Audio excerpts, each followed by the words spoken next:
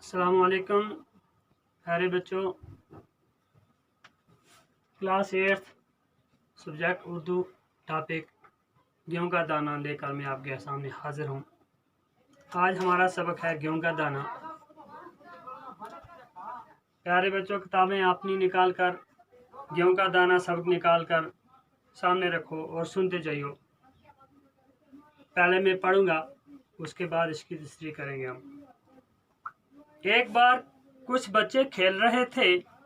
करीब ही जमीन में एक दरार थी। बच्चे खेलते खेलते वहां पहुंच गए।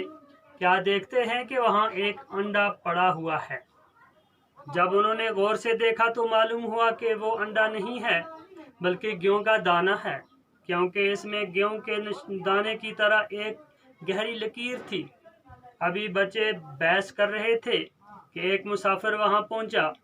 मुसाफिर भी ऐसी अजीब व गरीब चीज देखकर हैरान रह गया। उसने बच्चों को पैसे देकर उसे मोल लिया।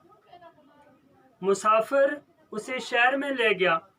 वहां पहुंचकर उसने उसे वहां के राजा के हाथ बेच दिया। राजा ने फौरन अपने अक्लमंद दरबारियों को बुलाया और ये गेहूं नमा अंडा दिखा कर कहा, बताइए ये क्या है, गेहूं का दाना है या मुर्गी का अंडा। तमाम दरबारियों ने उसे गौर से देखा। किसी की समझ में कुछ न आया। चनाचे गेहूं का दाना पास ही एक खिड़की में रख दिया गया। जरा सी देर में एक चील आई और उसने उसमें छेद कर दिया। दरबारियों ने गौर से देखा तो मालूम हुआ कि वो सचमुच गेहूं का दाना था। ये देखकर सब लोग हैरान रह गए कि ये कैसा गेहूं का दाना है। प्यारे बच्चों, यहाँ तक हमने पढ़ा तो इसमें क्या लिखा हुआ है? कहानी लिखने वाला क्या लिख रहा है? लियो टॉल्स्टॉय ने ये कहानी लिखी हुई है। तो ये लिखता है कि कुछ बच्चे करीब ही एक खेत जमीन में खेल रहे थे। उनके पास करीब ही एक जमीन में एक दरार पड़ी हुई थी। जिस दरार को गेंद वहां तक पहुंच गई, उस दरार तक गेंद पहुंची, वो गेंद को ढूंढते ढूंढते वहां पहुंचे तो वो क्या देखते हैं, वहां एक अंडा पड़ा हुआ है। तो वो दौड़े, उन्होंने उठा लिया। इतने में एक मुसाफिर आया। उसने देखा तो उन बच्चों से उसने वो खरीद लिया। लेकिन हैरानगी की बात ये थी कि वो अंडा नहीं था। वो क्या था? उसमें एक लकीर, गेहूं के दाने की तरह एक लकीर पड़ी हुई थी और अंडे की तरह इतना बड़ा था। वो उसको लेकर बादशाह के दरबार में गया। उसने वहां पर जाकर उसे बेच दिया। तो बादशाह ने क्या किया? बादशाह ने उसे खरीद कर अपने दरबारियों को बुलाया और सबको पूछा, ये क्या चीज है? क्या ये वाकई अंडा है या कि गेहूं का दाना है? किसी की समझ में कुछ ना आया। इतने में उन्होंने क्या किया? तब उन्होंने उसके उठाकर खिड़की में छोड़ दिया। तो जब खिड़की में छोड़ा तो इतने में एक चील आई, उसी अंडे को छेद कर दिया। जब छेद हुआ तो सबने देखा कि वाकई ये अंडा नहीं है, गेहूं का दाना है। तो प्यारे बच्चों, आगे हम पढ़ते हैं। राजा ने कहा, मालूम करना चाहिए कि इतना बड़ा गेहूं का दाना कहाँ पैदा होता है। किसी बूढ़े किसान को दरबार में हाजिर करो। सिपाहियों ने एक बूढ़े किसान को दरबार में हाजिर किया और वो 2 लाठियों के सहारे चलता था। उसके बाल सफेद थे, उसके मुंह में एक दांत भी न था और उसको बहुत कम सुनाई देता था। राजा ने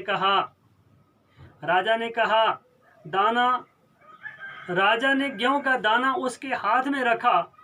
बूढ़े ने उसे उलट पुलट कर देखा और गेहूं उंगलियों से छू कर अंदाजा लगाया कि ये क्या चीज है।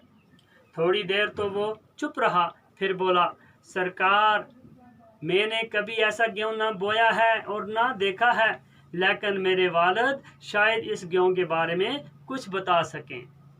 इतना बूढ़ा जो 2 लाठियों के सहारे चलकर आया था, आंखों में बीनाई नहीं थी, दिखाई कुछ नहीं दे रहा था उसको, और वो बोल रहा है कि बादशाह सलामत, राजा जी, हो सकता है मेरा बाप, मेरे वालिद साहब इसको जानते हों, मेरी समझ में कुछ नहीं आता कि ये क्या चीज़ है। सरकार, मैंने कभी ऐसा गेहूं ना बोया है और ना देखा है, लेकिन मेरे वालिद शायद इस गेहूं के बारे में कुछ बता सकें। उस पर राजा ने हुक्म दिया कि इस किसान के बाप को दरबार में हाजिर किया जाए। यह किसान बहुत ही बूढ़ा था, वो एक लाठी के सहारे चलता था और उसकी एक आंख अभी काम करती थी। देखो बाप, बेटा जो है वो 2 लाठियों पर चलकर आया था, उसकी बीनाई खत्म थी, उसको नजर कुछ नहीं आ रहा था, लेकिन उसका बाप जो है वो एक लाठी के सहारे पर चल रहा था और एक आंख अभी उसकी काम कर रही थी।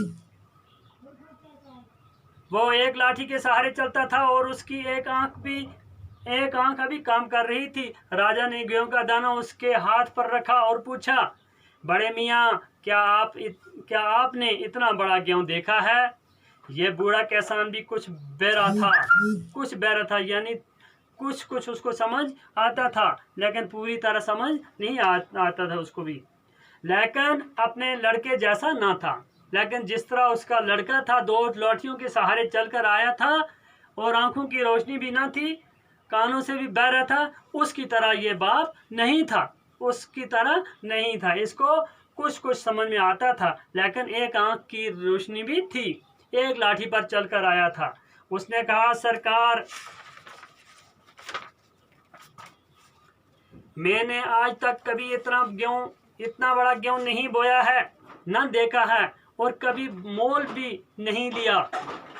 वो क्या कहता है बूढ़ा कि सरकार, मैंने भी कभी इतना बड़ा गेहूं ना बोया है और ना ही खरीदा है, ना ही कभी देखा है, क्योंकि हमारे ज़माने में मोल लेने का रिवाज ही ना था। हम अपने खेतों में इतना उगाते थे कि मोल लेने का सवाल ही पैदा ना होता था। उन दिनों रुपया पैसा भी ना था, हमारा गेहूं आज के गेहूं से बड़ा ना था। मैंने अपने वालिद की जुबानी इतने बड़े गेहूं का जिक्र तो सुना है, उनके ज़माने में ऐसा गेहूं होता था, आप उनसे दरियाफ्त कर लें। अब वो बूढ़ा क्या कहता है कि सरकार, राजा साहब, बादशाह सलामत, मेरे ज़माने में भी इतना बड़ा गेहूं नहीं था, लेकिन मैंने अपने वालिद से ये चीज़ सुनी है कि उनके ज़माने में इतना बड़ा गेहूं होता था, आप उनसे दरियाफ्त करें। अब उसकी बारी आ गई। अब उस बूढ़े किसान को भी हाजिर किया गया। वो दरबार में जवानों की तरह बगैर किसी सहारे के चलता हुआ आया। उसके हाथ पांव मजबूत थे, उसकी आंखों में चमक थी और वो बैरान भी न था। राजा ने गेहूं का दाना उसके हाथ में दिया। उसने जैसे ही उस गेहूं को हाथ में लिया तो मारे खुशी के उछल पड़ा और बोला, ये तो मेरे ज़माने का गेहूं है। राजा ने पूछा, बड़े दादा, क्या आप बता सकते हैं कि ऐसा गेहूं कब और कहां पैदा होता था? किसान बोला, महाराज, मेरे ज़माने में ऐसा गेहूं हर जगह मिलता था और बोया जाता था। मैंने अपनी जवानी में ऐसा गेहूं बोया भी है और खाया भी है। राजा ने पूछा, बड़े दादा, क्या ऐसा गेहूं बाजार में बिकता था? किसान ने जवाब दिया, सरकार, हमारे ज़माने में कोई भी अनाज बेचने का गुनाह न करता था। हम में से कोई भी पैसे का नाम न जानता था। हर एक के पास अपनी ज़रूरत के मुताबिक गेहूं होता था। ये सुनकर राजा ने फिर पूछा, बड़े मियाँ, ये बताइए कि ऐसा गेहूं आप किस ज़माने में बोते थे और आपके खेत कहाँ थे? उस पर बूढ़े दादा ने कहा, हमारे खेत इतने बड़े थे जितनी खुदा की ज़मीन। जहाँ जहाँ में हल जोतता था वो मेरा खेत था। उस ज़माने में कोई न कहता था कि ये ज़मीन मेरी है। इंसान अपने हाथों से काम किए बगैर किसी चीज़ को अपना नहीं कहता था। वो बूढ़ा अपने ज़माने की बात कर रहा है कि राजा जी, ये महाराजा महाराज, ये सरकार, ये गेहूँ मेरे ज़माने का था, मेरे ज़माने का है। जब मैं अपने खेत में हल जोतता था तो जहाँ तक मैं हल जोतता था वहाँ तक मेरी ज़मीन होती थी। ये कोई नहीं कहता था ये मेरी जगह है, ये मेरी जगह, ये मेरी ज़मीन है, ये मेरी ज़मीन है। कोई किसी चीज़ को ये नहीं कहता था। और हर इंसान अपनी मेहनत करके खाता था, तो पैसों का नाम तक ना था। और ये बूढ़ा क्या कहता है कि सरकार, हमारे ज़माने में किसी भी चीज़ को बेचने का रिवाज तक ऐसा गुनाह नहीं हो। देखो, वो गुनाह समझते थे कि किसी चीज़ को बेचने का गुनाह नहीं करते थे, ऐसा रिवाज ही ना था। खुद अपनी मेहनत से काम कर उगाते थे, गेहूँ उगाते थे और खाते थे। आगे क्या लिखते हैं, राजा ने कुछ सोचा और फिर कहा, बड़े दादा, मगर हम इस जमाने में इतना बड़ा गेहूं क्यों नहीं पैदा कर सकते। दूसरे ये कि आपका पोता तो 2 लाठियों का सहारा लेता हुआ आया, लेकिन आप बगैर किसी सहारे के चलते हैं और आपकी सेहत इतनी अच्छी है। बूढ़ा किसान बोला, सरकार, इतना बड़ा गेहूं अब नहीं उगता। वजह यह है कि आज का इंसान अपनी कमाई पर मुतमईन नहीं है, बल्कि अपने पड़ोसी की दौलत की तरफ ललचाई हुई नजर से देखता है। उस वक़्त हर इंसान खुदा पर ईमान रखता था और अपनी मेहनत पर भरोसा करता था, इसीलिए इसका बोया हुआ गेहूं इतना बड़ा था और उसकी सेहत भी अच्छी थी। प्यारे बच्चों, इस सबक से हमें क्या सबक मिलता है कि इस सबक में कहानी वाला, लिखने वाला लियो टॉल्स्टॉय क्या लिखता है कि गेहूं के बारे में, इतना बड़ा गेहूं क्यों पैदा होता था कि वो लोग अपनी मेहनत खुद करते थे, दूसरों की मेहनत करके खाने वाले नहीं थे। दूसरों को मेहनत करते हुए ललचाई हुई नज़रों से नहीं देखते थे, खुद अपनी मेहनत करते थे। और जब अच्छी तरह जो मेहनत करते थे, मेहनत करके जो चीज़ खाई जाती थी, जो अपनी मेहनत करके जो चीज़ उगाई जाती है वो साफ़ होती है, उसमें कोई मिलावट नहीं होती, और इसीलिए उनकी सेहत अच्छी थी। देखिए, हमारे सामने ये मिसाल कैसी आई कि बेटा 2 लाठियों के सहारे चलकर आया, इतना बूढ़ा हो गया था, उसकी आंखें भी खत्म हो गई थी, रोशनी खत्म हो गई थी, बहरा हो गया था।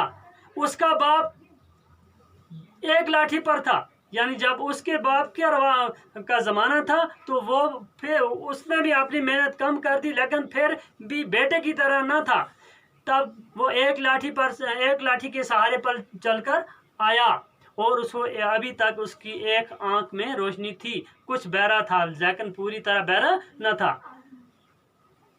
इसके बरक्स जब दादा की बारी आई तो दादा अभी तक बगैर किसी सहारे के चलकर आया और आंखों की रोशनी भी पूरी, बहरा भी नहीं है, हट्टा कट्टा है। वो क्यों कि वो अपनी मेहनत करके खाते थे, अपनी मेहनत की कमाई खाते थे, हलाल कमाई खाते थे, इसलिए उनकी सेहत अच्छी थी। तो इससे हमें यह मिलता है कि हर इंसान को चाहिए कि अपनी मेहनत करके खाने वाले बन जाएं, दूसरों की मेहनत पर जलने वाले न बने, दूसरों की मेहनत करके दूसरों को देखकर जलने वाले न बन जाएं। तो प्यारे बच्चों, इससे हमें यह ज़ाहिर होता है कि गेहूं का दाना जो होता है उसमें एक लकीर होती है। और गेहूं किसे कहते हैं? गेहूं का दाना हमारे यहाँ भी होता है, आप देखते हैं। तो इसके बाद कुछ अल्फाज हैं हमारे, दरियाफत, मालूम करना, यानी दरियाफत किसे कहते हैं? मालूम करने को। मुतमईन क्या हुआ? इत्मीनान, यकीन बैठना, इत्मीनान रखना, यकीन रखना। हाजिर, मौजूद, सामने, रवाज, तरीका। तो ये था हमारा आज का सबक प्यारे बच्चों। तो अगले सबक के साथ इंशाल्लाह कल हाजिर होंगे। वस्सलाम।